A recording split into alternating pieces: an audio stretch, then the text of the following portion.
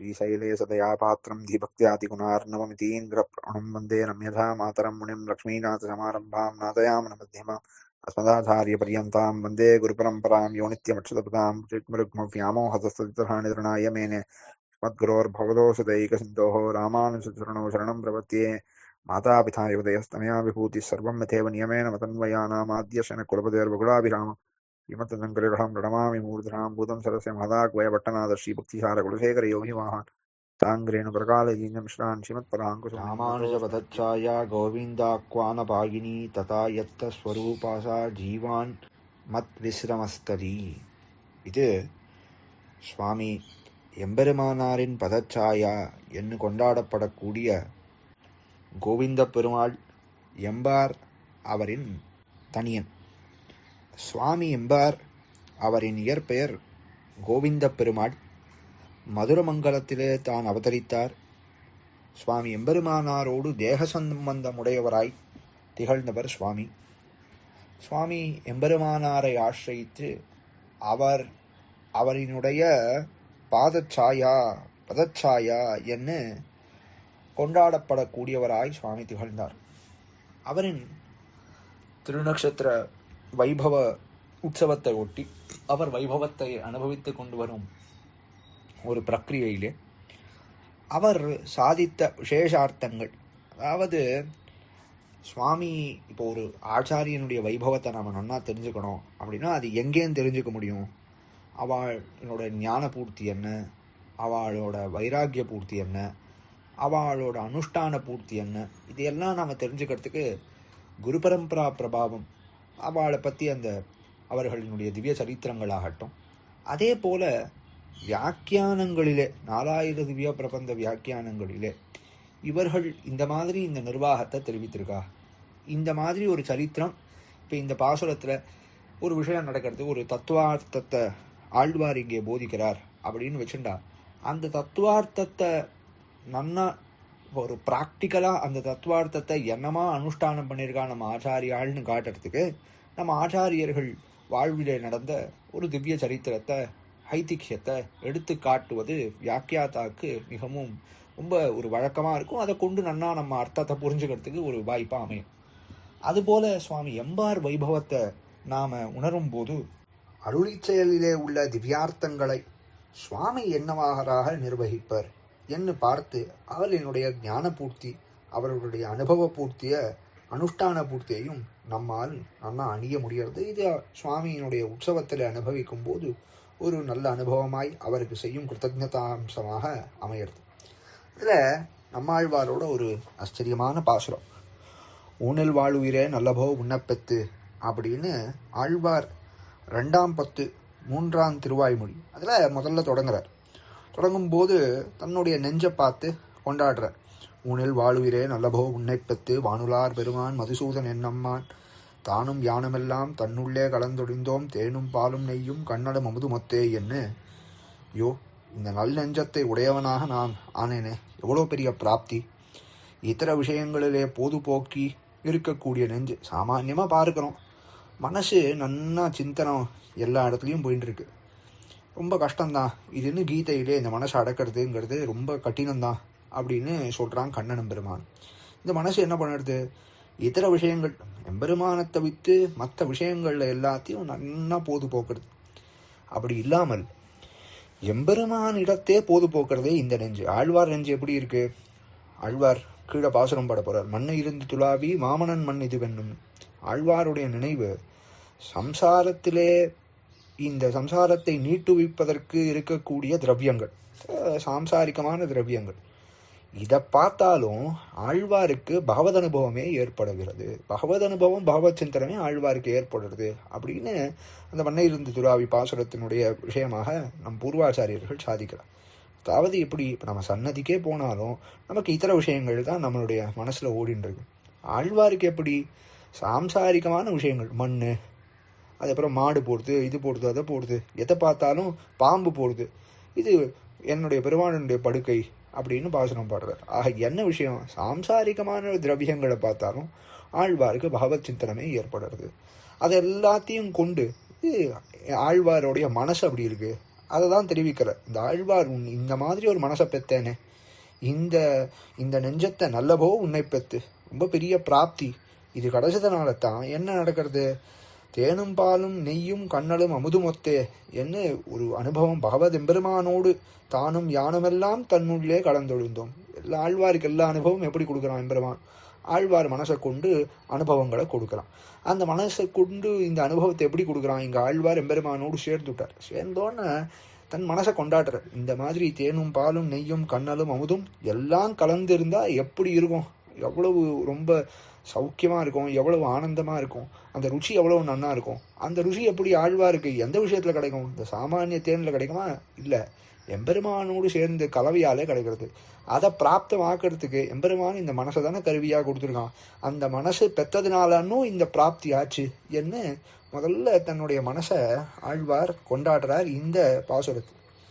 அடுத்து இந்த பாசுரத்தில் எம்பெருமான் தான் இப்போ இந்த மனசை கொடுத்து, இந்த மனசு இவ்வளவு ரொம்ப சந்தோஷமாக இருக்குது, இந்த மனசு கிடைச்சதுக்கு ரொம்ப ஒரு பெரிய பிராப்தி அப்படின்னு பார்த்துட்டு இந்த மனசை எம்பெருமான் தானே நமக்கு கொடுக்குறான். யார் இதை கொடுத்தா, இந்த மனசு இந்த மாதிரியாக ஆறத்துக்கு? ஏன்னா இதுக்கு முன்னாடி இந்த மனசு இப்படி இருந்திருக்கா, யாதானும் ஒன்று பற்றி நீங்கி திரிகிற காலத்தோடு அப்படின்னு நம்ம ஆச்சாரியால் தெரிவிக்கிறோம். ஏதோ ஒன்றுத்தை பற்றி, அதாவது இதுதான் விஷயம், அந்த திரவியத்தில் ஏதோ ஒரு கொஞ்சம் வசதி இருக்கா அப்படின்லாம் பார்க்கறது கிடையாது. யாதானும் ஒன்று ஏதோ ஒரு இன்டிஃபரெண்ட்டாக ஏதோ ஒன்று கிடைக்கிறது, ஏன்னா அது எம்பெருமானுக்கு விமுகமாக இருக்குது, அதில் ஏதோ ஒன்றுத்தை பற்றின்னு போயின்னு இருக்க காலம்.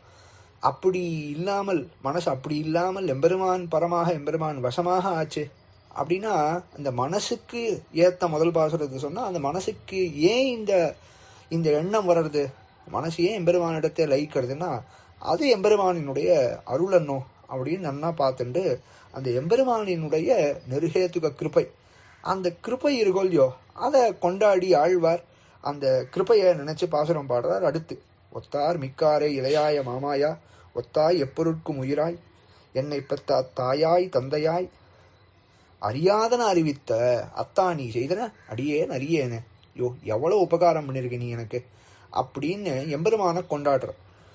உனக்கு சமானமானவரோ உன்னை காட்டிலும் மேம்பட்டவரோ யாராவது இருப்பாளா, இல்லாத எம்பெருமானன்னும் நீ எல்லா பொருட்கும் உயிராக இருக்கா, அந்தரியாமையா இருக்கா நீ எம்பெருமான். அப்படி பெற்ற எம்பெருமான் தன்னோடு இருக்கக்கூடிய சம்பந்தம் எல்லாமே நீதானே, பிதாச்ச ரக்ஷக சேஷின்னு எம்பெருமானன்னும் நமக்கு சகலவித பந்துவாய் இருக்கான். அப்படி இருக்கக்கூடிய எம்பெருமான் அங்க ரொம்ப ஆச்சரியமான ஒரு இடம் என்ன தெரிவிக்கிறார், தந்தையாய் அறியாதன அறிவித்த அத்தா எனக்கு நீ முதல் ஆச்சாரியன் ஆகிறாய், பிரதம ஆச்சாரியன் ஆகிறாய் அப்படின்னு பரமகுரு, நீதான் என்னுடைய பிரதம குரு, நீதான் என்னுடைய தலையான குரு அப்படின்னு நீ என்னோ எனக்கு ஆச்சாரியன் அப்படின்னு காட்டுற ரொம்ப ஒரு அற்புதமான இடம் இது. இப்போ இங்கே என்ன சொல்கிறார் ஆழ்வார் அப்படின்னா, முதல் விஷயம் எம்பெருமானை காட்டிலும் என்ன சமஸ்ட அபியதி கஷ்ட திருஷ்யத்தே என்ன, எம்பெருமானை காட்டிலும் பெரியவன் யாரும் கிடையாது, அவனுக்கு சமானமானவன் யாரும் கிடையாது அப்படின்லாம் ஆயிடுத்து. அதில் அத்தா அப்படின்னு எவ்வளோ பெரிய உபகாரத்தை பண்ணியிருக்கான் அப்படின்னு தெரிவிக்கிற இடத்துல இதுக்கு முன்னாடி அறியாதன அறிவித்து, எனக்கு தெரியாத மயர்பர மதிநலம் அருளினான் எம்பெருமான், எனக்கு தெரியாத விஷயங்களை எனக்கு எல்லாத்தையும் நீ கொடுத்தது யாரு அப்படின்னா நீதான் அப்படின்னு இங்க இந்த எம்பெருமான் செய்த ஆச்சாரிய வைபவம். ஒரு ஆச்சாரியன் சதாச்சாரியன் தான் சிஷ்யனுக்கு நல்ல அர்த்தங்களை அண்ணா நமக்கு தெரிவிக்கிறான். யார் நமக்கு அர்த்தங்களை அறிவிக்கிறான், இந்த சம்பந்தம் எம்பெருமானுக்கும் இந்த ஜீவனுக்கும் இருக்கக்கூடிய சம்பந்தம் அதை யார் காட்டுறான், அம்பன் அரங்கற்கும் ஆவிக்கும் அந்தரங்க சம்பந்தம் காட்டி அப்படின்னு ஆச்சாரியனை வைபவமாக கொண்டாடுறோம். திருமந்திரார்த்தத்தை உபதேசித்து அவன் தான் ஆச்சாரியனாய் ஆகிறான். இப்போ இங்க அறியாதன அறிவித்த அப்படின்னு எனக்கு அர்த்த விசேஷங்களை அருளின அறியாதன எல்லாத்தையும் தெரிவித்த எம்பெருமான் அப்படின்னு இங்க ஆழ்வார் பாடுறாரு. அப்போ நமக்கு முதல் ஆச்சாரியன் யார், இது ரொம்ப முக்கியமான கேள்வி. இது சுவாமி எம்பார் சாய்ச்சென்றிருக்கார் காலக்ஷேபத்தை.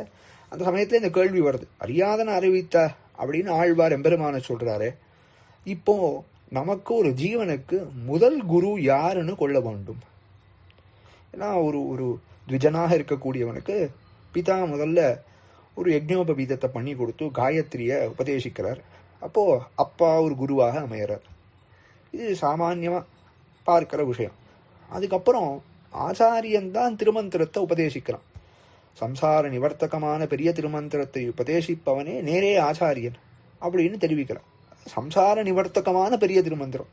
இந்த மித்தபடி நம்ம ஒரு சுவாமி அண்ட போய் கோவிந்த நாமத்தை கேட்டோம், ஒரு சுவாமி அண்ட வேற ஒரு திருநாமத்தை கேட்டோம், அவரெல்லாம் ஆச்சாரியனானா அப்படிலாம் சொல்ல முடியுமா? அதெல்லாம் சம்சார பிரவர்த்தகமான மந்திரங்கள்னா அதெல்லாம் வேற வேற பிரயோஜனத்துக்காக சந்தான கோபால மந்திரம் கற்றுக்கிறான், இந்த மாதிரி மந்திரங்கள் கற்றுக்கிறான், ஏதோ ஒரு சம்சாரத்தில் ஏதோ ஒரு பிரயோஜனத்துக்காக கற்றுக்கிற மந்திரங்கள். அதை சொல்லி வச்சவாளுக்கெல்லாம் கௌரவத்தை இல்லைன்னு இல்லை, அவள்லாம் நேரே ஆச்சாரியன்னு சொல்ல முடியுமா? சம்சாரத்தை விட்டு போகிறதுக்கு என்ன மந்திரம்? பெரிய திருமந்திரம். அதை தெரிஞ்சுட்டாதான் ஆத்மஸ்வரூபம் என்னன்னு தெரியும். ஆத்மாவனுடைய சுரூபம் என்ன, எம்பெருமானின் சுரூபம் என்ன, இந்த ஆத்மாவுக்கும் எம்பெருமானுக்கும் இருக்கிற சம்பந்தம் என்ன, இதெல்லாம் தெரிஞ்சு அதுக்கப்புறம் தானே காரியம் செய்கிறான். அப்படி இருப்பதனாலே அந்த அர்த்தத்தை உபதேசிப்பவனே ஆச்சாரியன் அப்படின்னு ரொம்ப நன்னா நமக்கு பெரியவர்கள் காட்டி கொடுத்துருக்காங்க. அப்போது பிரதமாச்சாரியன் யார்? இந்த முதல்ல பிதா ஒரு விஜனுக்கு காயத்ரி மந்திரத்தை உபதேசிக்கிறார். அதுக்கப்புறம் யார் பிரதமாச்சாரியன்னு கேள்வி. அறியாதன் அறிவித்த அப்படின்னு எம்பெருமானினுடைய ஆச்சாரியத்துவத்தை சொல்கிறார் ஆழ்வார். அப்போது அங்கே முதல்ல ஒரு வார்த்தை, யார் ஆச்சாரியனாக இருக்கணும்? பிரதமாச்சாரியன்னு சொல்கிறது யாரை சொல்லணும் அப்படின்னா எப்படி போய் எம்பெருமானை சொல்லலாம்? இங்கே பாகவதர்கள்லாம் சொல்லணும். ஒரு சாம்சாரிகமாக ஒருத்தர் இருக்கான், அவனுக்கு முதல்ல என்ன ஆகிறது? ஒரு பாகவதர்களுடைய ஒரு சங்கதி ஏற்படுறது, ஒரு சேர்த்து ஏற்படுறது, பாகவதர்களோட சக்கியம் ஏற்படுறது. அதுக்கப்புறம் இந்த பாகவதர்கள் என்ன பண்ணுறா?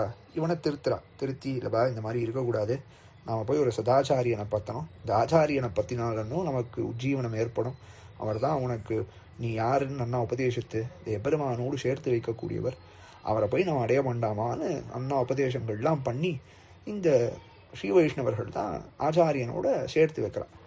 அப்போ அவரைத்தானே நீ பிரதம குருன்னு சொல்லணும். ஏன்னா ஆச்சாரியனை முதல்ல கண்டு கொடுக்கறது இந்த ஸ்ரீ வைஷ்ணவர்கள்.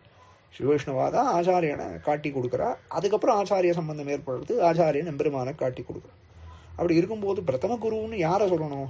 ஸ்ரீ வைஷ்ணவர்கள்னு சொல்லணும். இல்லை உபதேசம் காயத்ரி மந்திரத்தை உபதேசித்த விஜனுக்கு உபதேசமாக பண்ணினா பிதாவை சொல்லணும். எம்பெருமானை சொல்கிறாரே ஆழ்வார் அப்படின்னு கேள்வி. அப்போது எம்பார் தெரிவிக்கிறார், இல்லை பிரதமாச்சாரியன் எம்பெருமான் மட்டுமே. முதல் ஆச்சாரியன்னு சொல்லணும்னா எம்பெருமானத்தான் சொல்லணும். பரமகுருன்னு எம்பெருமானத்தான் சொல்லணும். ஏன் அப்படின்னா முதல்ல இவனுக்கு சாமான்யமாக இது வந்துட போகிறது கிடையாது. இந்த விஷயத்தை எம்பார் தெரிவித்தார். அந்த விஷயத்தை எப்படி எம்பார் சொல்கிற விஷயத்தை ஸ்ரீவசன பூஷணத்துலேயும் நன்னா பறக்க காட்டுறார் புலலோகாச்சார். அதில் எம்பார் தெரிவிக்கிற விஷயத்தை பார்ப்போம். இது எப்படின்னா ஒரு ஸ்ரீ வைஷ்ணவன், வாஸ்தவம் தான், ஒரு ஸ்ரீ வைஷ்ணவன் தான் ஒரு ஆச்சாரியனை கொண்டு போய் ஆச்சாரியனிடத்தை நீ சமாஷ்டனம் பண்ணிக்கணும், நீ சேர வேண்டும்னு காட்டி கொடுக்கறது அவருடைய காரியம்தான். அந்த ஸ்ரீ வைஷ்ணவன் ஆச்சாரியனிடத்தை கூட்டிட்டு போறச்சே சதாச்சாரியனை பற்ற வேண்டும்னு சொல்லும்போது இவன் இந்த ஜீவனானவன் என்ன பண்ணுவான்? அவனுக்கு 2 சாய்ஸ் இருக்குது. இல்லை அதெல்லாம் வேண்டாம் சுவாமி, அதெல்லாம் என்ன போய் பத்துண்டு, அதெல்லாம் என்னத்துக்கு, அதெல்லாம் இல்லை சுவாமி, எனக்கு பெருசாக விசுவாசம் இல்லை அப்படின்னு விலகக்கூடும்.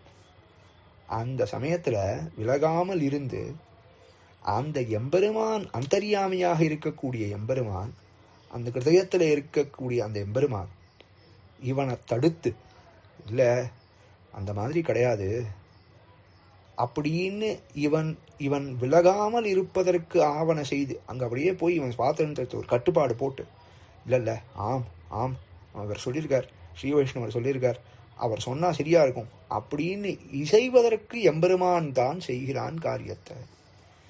அந்த எம்பெருமானினுடைய கிருஷி தான் அந்த இடத்துல இவனுக்கு அந்த சதாச்சாரியனை பத்துன்னு ஸ்ரீ வைஷ்ணவன் சொல்லும்போது இவன் இல்லைன்னு சொல்லாமல் ஆவன்னு இசைகிறான். அதை இசைய பண்ணுவது எம்பெருமானினுடைய அனுகிரகம்.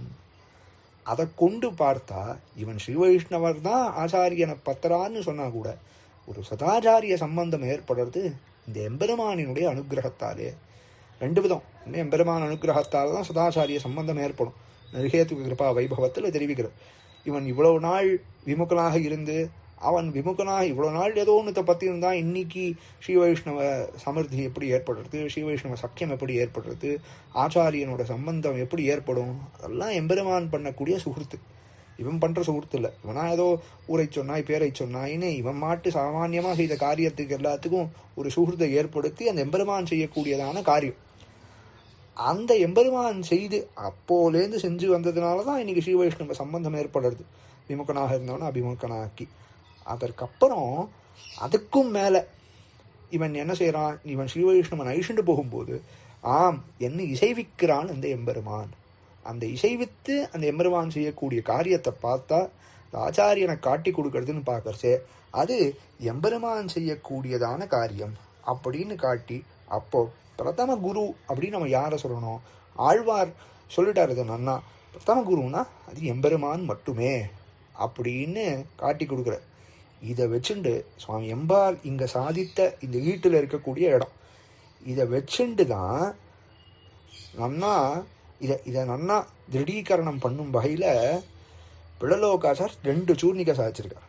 அதாவது ஆச்சாரிய லாபம் பகவானாலே 435வது சூர்ணிகா ஸ்ரீவச்சன பூஷணத்தில் ஆச்சாரிய லாபம் பகவானாலே.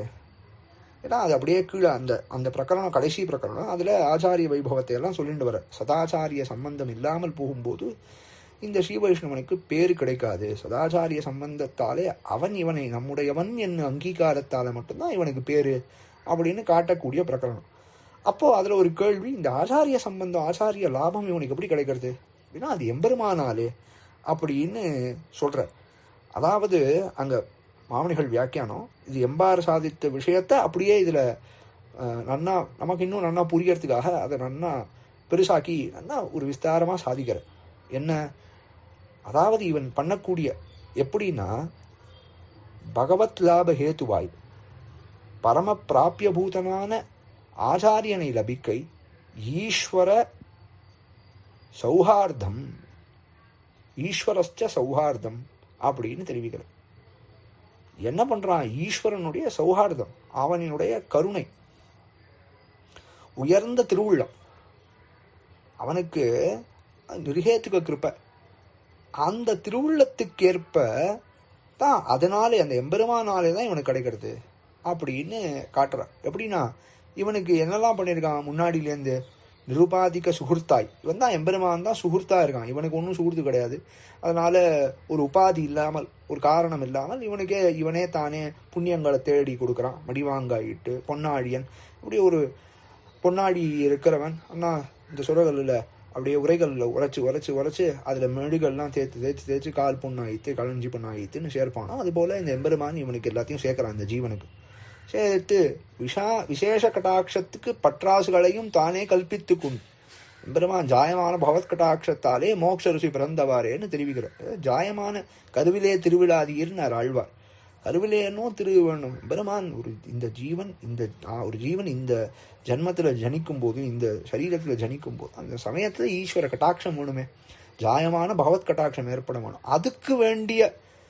அதுக்கு என்னெல்லாம் வேணுமோ அவன் அதை அங்கீகரித்து அவனே கட்டாட்சங்கள் பண்ணி, அந்த கட்டாட்சங்கள் பண்ணுவதற்கு தேவையானது என்ன சுகிருத்து அது எல்லாத்தையும் அவனே பண்ணி பற்றாசுகளையும் தானே கல்பித்து கொண்டு விசேஷ கடாட்சத்தை பண்ணி, விசேஷ கடாட்சம் இந்த சமயத்தில் அந்த கருவிலே திருவுடையவர்கள் அப்படின்னு சொல்லுவாங்க போலே அவர்களை அந்த ஜீவர்களை கட்டாட்சிக்கலாம். மோட்சத்தில் ருசி உள்ளவர்களை கட்டாட்சித்து அந்த கட்டாட்சத்தினால என்ன வர்றது, அத்வேஷத்தை பிறப்பித்து, நல்ல துவேஷம் இல்லாமல் இருக்கணும். ஐயோ இதெல்லாம் இந்த விஷயத்துக்கெல்லாம் யாருப்பா போவா, இதெல்லாம் எம்பெருமான் விஷயம் பகவத் விஷயம், இதுக்கெல்லாம் யார் போவா, இதெல்லாம் வேண்டாம், நமக்கு இது வேண்டான்னு ஒரு அத்வேஷம் இருக்குது. அந்த அத்வேஷத்தை முதல்ல துவேஷம் இருக்குது, அதுலேருந்து அத்வேஷத்தை பிறப்பித்து இதெல்லாம் வேணும், இது ஒரு விளக்காமை, இதில் ஒரு துவேஷத்தை போக்கி அத்வேஷத்தை பிறப்பித்து அதுலேருந்து அத்வேஷம்னா இன்டிஃபரெண்ட்டாக இருக்குது, அத்வேஷம்னா அதில் ஆசை இருக்குன்னு அர்த்தம் கிடையாது, இல்லைன்னா அது விரோதம் இல்லை அவ்வளோதான்.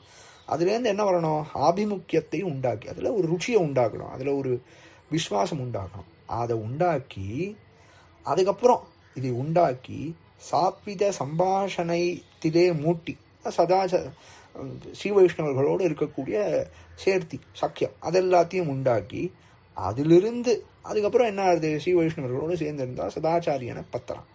அவர்கள் கூட்டி காட்டி கொடுக்கிறார். அந்த சதாச்சாரிய பிராப்தியை பண்ணிவிக்கும் நிர்ஹேத்துக்கு கிருபாவான வானவன் பகவான் நாளே என்கை. இதுக்கெல்லாம் யாரு காரணம்னா பகவான் எம்பெருமான். சதாச்சாரிய சம்பந்தத்துக்கு காரணம் எம்பெருமான்.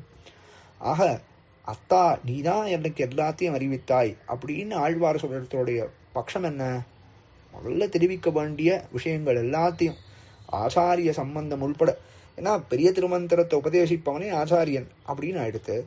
அந்த சம்பந்தத்தை அப்ப அவன் தான் ஆச்சாரியன் தான் பிரதானம்னு ஆயிடுத்து. அப்ப அந்த ஆச்சாரியன் யாரு? ஆச்சாரியனை பிரதம குருன்னு சொல்லணுமான்னா இல்ல, அந்த ஆச்சாரிய சம்பந்தத்தையும் இவனுக்கு விளைவித்து கொடுக்கக்கூடிய எம்பெருமானை தன்னே பரமகுருவாய் சொல்ல வேண்டும். அது ரெண்டு விதமா சொல்லணும். ஒன்னும் இவனுக்கு வேண்டிய சுகுர்த்துக்களை எல்லாத்தையும் பண்ணி அவனுக்கு அந்த ஸ்ரீவைஷ்ணவனானவன் அந்த ஸ்ரீவைஷ்ணவ சம்பந்தத்தை ஏற்படுத்தி கொடுக்கிற சுகுர்த்துகளை பார்த்து அந்த அந்த பரம்பரை நிர்ஹேத்துக்கு கிருப்பையில வரக்கூடியதான பரம்பரா பிராப்தம் இவனுக்கு பரம்பரையா இவன் பண்ணி கொண்டிருக்கான். பல பல ஜென்மங்களா இவனுக்கு அவன் செய்து வித்து இவனை திருத்தி பணிகொள்ள காத்துட்டு ஒவ்வொரு காரியமா பண்ணிட்டு இருக்கான். அந்த பரம்பரையில பண்ணக்கூடியதான அந்த கிருஷி பரம்பரைகள் அதை முதல்ல வச்சுக்கணும். ரெண்டாவது, அந்த ஆச்சாரியனை போய் நீ 10ன்னு ஸ்ரீ வைஷ்ணவன் சொல்லும்போது இவன் விளக்காமல் இந்த பரம்பரை பிராப்தமான விஷயம்தான் இதுவும். அந்த ஸ்ரீ வைஷ்ணவனை போய் எம்பெருமான 10 அப்படின்னு நீ சொல்லும், ஆச்சாரியனை 10 அப்படின்னு சொல்லும்போது எம்பெருமான் அந்தரியாமையாக இருந்து தான் அந்த இல்லைன்னு இவன் சொல்லாமல் அதை காத்து கொடுக்கிறான் இந்த எம்பெருமான். அதனால அவனை என்னோ பிரதம குருவாய் நாம் கொள்ள வேண்டும் அப்படின்னு தெரிவிக்கிறா. இதுக்கப்புறம் இதே சூர்ணிக்கை இதை வச்சுட்டு அடுத்த சூர்ணிக்கையும் ரொம்ப அற்புதமா. அப்போ எம்பெருமான் பண்ணக்கூடிய காரியம் பெருசா, ஆச்சாரியன் பண்ணக்கூடிய காரியம் பெருசா அப்படின்னா, இந்த வஸ்துதாக இப்படி பார்த்தா, கொடுக்கிற வஸ்துவை வச்சு பார்த்தா எம்பெருமான் பண்ணக்கூடிய அனுகிரகம் பெருசு, ஆச்சாரியன் பண்ணக்கூடிய அனுகிரகத்தை காட்டணும்னு தெரிவிக்கிறார். இது அப்படியே மாறி மாறி இருக்கும். ஏன்னா எம்பெருமான் யாரை கொடுக்குறான்? ஆச்சாரியனை காட்டி கொடுக்குறான். எம்பெருமான் அனுகிரகத்தால் ஆச்சாரியன் கிடைக்கிறான். இந்த ஆச்சாரியன் என்ன பண்றார்? எம்பெருமான நமக்கு நம்மவன் ஆச்சாரியன் அங்கீகரிப்பதனால எம்பெருமான் நமக்கு கையிலங்கு நெல்லிக்கனி போல அந்த எம்பெருமான் நமக்கு நிச்சயமாக காரியம் செய்யறான்.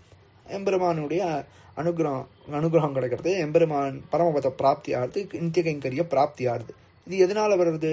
ஆச்சாரிய சம்பந்தத்தால வர்றது. இந்த ஆச்சாரிய சம்பந்தம் எப்படி ஏற்படுறது? ஈஸ்வரனுடைய கிருப்பையாலே ஏற்படுறது. இப்போ கொடுக்கிற வஸ்துவை மட்டும் வச்சுப்போம். இது ஆச்சாரியன் கொடுக்கறது யார? எம்பெருமான்.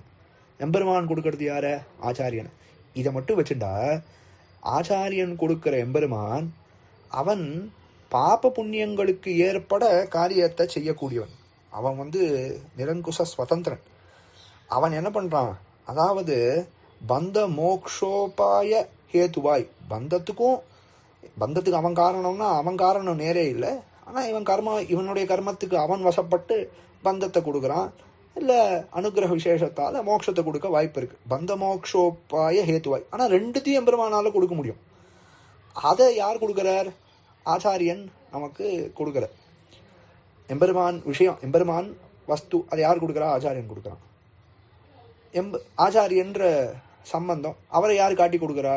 எம்பெருமான் அனுகிரகத்தால் கிடைக்கிறது. இப்படி வச்சுட்டா கொடுக்கக்கூடிய வஸ்துவை வச்சுட்டு பார்த்தா எம்பெருமான் ஆச்சாரியனை கொடுக்குறான். அவர் எப்படிப்பட்டவர் அப்படின்னா, பகவத் விஷயத்தை காட்டில் எம்பெருமான் பந்த மோக்ஷ ஹேத்துவாய், பந்த மோக்ஷோபாய ஹேத்துவாய் ரெண்டுத்துக்கும் சமானமாக இருக்கக்கூடியவர். பிரதம பருவமாய் இருக்கக்கூடிய பகவத் விஷயத்தை காட்டில் பகவத் உபகார வஸ்துவான மோக்ஷைக ஹேத்துவாய் இவருக்கு வேற எதுவுமே கிடையாது. நம்ம ஆச்சாரியன் நமக்கு பந்தத்தை கொடுக்கவே மாட்டார். மோக்ஷம் இந்த ஜீவனுடைய உஜ்ஜீவனத்துக்காகவே எப்போதும் சிந்தனை பண்ணிட்டு இருப்பார். இவருக்கு வேற சிந்தனையே கிடையாது. இவரை பத்திட்டா மோட்சம் மட்டும்தான், பந்தத்துக்கு வியாஜமே கிடையாது அப்படின்னு இருக்கக்கூடியவரான சரம பருவ இவர் தான் கடைசி நிலை. இதை கொடுக்கறான் எம்பெருமான்னு பார்க்கறச்சே கொடுக்கிற வஸ்துக்கள் ஆச்சாரியன் கொடுக்கறது ஒரு வஸ்து. யாரு? எம்பெருமான. எம்பெருமான் அனுகிரகத்தால கிடைக்கிறது இன்னொருத்தர். அவர் யாரு? ஆச்சாரியன். இப்படி பார்த்து உதாரித்து பார்த்தோம்னா எம்பெருமானினுடைய அனுகிரகம் இன்னும் வசதி. ஏன்னா அவர் ஆச்சாரியன் என்னும் காட்டி கொடுக்கிறார். ஆச்சாரியன் எம்பெருமானை தான் கொடுக்கிறாருன்னு இது ரொம்ப சாரமான அர்த்தமாக அமையிறது. ஆக பிரதம குரு என்னது எம்பெருமான். இந்த கொடுக்கிற வஸ்துன்னு பார்த்து வைபவத்தை கொண்டாடணும்னா எம்பெருமானுக்கு தான் வைபவம் அதிகம் அப்படின்னு இதுல காட்டி கொடுக்குறா. முதல் குரு யாருன்னா அது எம்பெருமான்னு கொள்ள வேண்டும். இந்த விஷயத்துல அப்படியே இன்னும் கொஞ்சம் நீழ்ச்சியாக பார்த்தா 2 ஐதிக்கியங்கள். இந்த பாசுரத்துல ஒரு ஐதிக்கியம். அடுத்து எம்பெருமான் இப்ப பார்த்தோம் என்ன, இந்த சதாச்சாரியனை இவனை ஒரு ஸ்ரீவைஷ்ணவனானவன் நீ போய் 10 ஆச்சாரியனை 10 வேண்டும் அப்படின்னு சொன்னா உள்ள இருக்கிற எம்பெருமான் இல்ல நான் மாட்டேன் அப்படின்னு சொல்லாமல் இவனை தடுத்து ஆட்கொள்றான் எம்பெருமான்னு நம்ம பார்த்தோம். அப்படி அந்த எம்பெருமான் அந்தர்யாமியாக இருக்கானே, அவனை பத்தி பாசுரம் பாடும்போது இன்னொரு விதமான வியாப்தியை ஆழ்வார்கள் பாடுகிறார்கள். எப்படி பாடுறார் ஆழ்வார்? தலைமகளாக பாடுறார். என்ன பாசுரம்?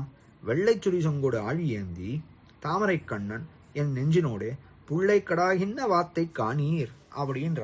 அதாவது என் செய்வேன் அன்னமீர்கள், என் சொல்லி சொல்லுவேன் அன்னமீர்கள் அப்படின்னு தெரிவிக்கிறார்.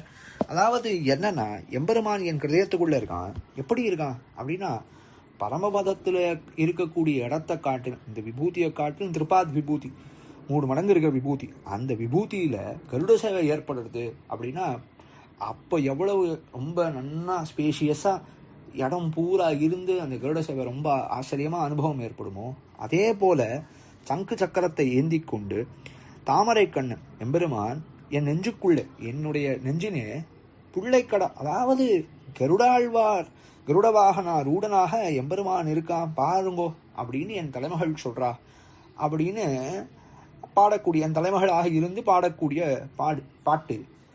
அப்போ கேள்வி, எம்பெருமானுடைய வியாப்தியை சொல்லக்கூடியச்சு என்ன சொல்றா? அந்தர்யாமியாக எம்பெருமான் இருக்கா அப்படின்னு தான் வியாப்தி சொல்லப்படுறது. இங்க ஆழ்வார் என்ன சொல்றார்? கருட வாகனத்தோட எம்பெருமான் ஒரு இடத்துல இருக்கானே அப்படின்னு ஒரு கேள்வி. இந்த மாதிரி உண்டா? இந்த மாதிரி ஒரு வியாப்தி உண்டா அப்படின்னா இங்க எம்பார் நிர்வாகம் அதை தெரிவிக்கிறார். இந்த மாதிரி உண்டா அப்படின்னு கேள்வி கேட்டும்போது இந்த விஷயத்துக்கு ஈட்டில் இருக்கக்கூடிய ஒரு பங்கி, அதாவது இதை நஞ்சியர் ஒரு வாட்டி எம்பெருமானாரினுடைய அபிமான புத்திரர் திருக்குறுகை பிரான் பிள்ளான் அவரை பார்த்து, ஈஸ்வரனுக்கு ஸ்வரூப வியாப்தியோடு விக்கிரக வியாப்தியும் உண்டோ? இது விக்கிரக வியாப்தி, விக்கிரகமாக இருக்கக்கூடிய வியாப்தி, அந்தர்யாமியாக எம்பெருமான் இருக்கான் அப்படிங்கிறது நன்னா தெரியாது. ஆனா இந்த வியாப்தி இந்த மாதிரி இருக்கா அப்படின்னா அதுக்கு தெரிவிக்கிறா, எம்பெருமானுக்கு ஸ்வரூப வியாப்தி இருக்கு. அது ஸ்ரீபாஷ்யாதி கிரந்தங்கள்ல நன்னா தெரியறது. எம்பெருமானார் அனுகிரகித்த கிரந்தங்கள்ல நமக்கு தெரியாதா? தெரியறது.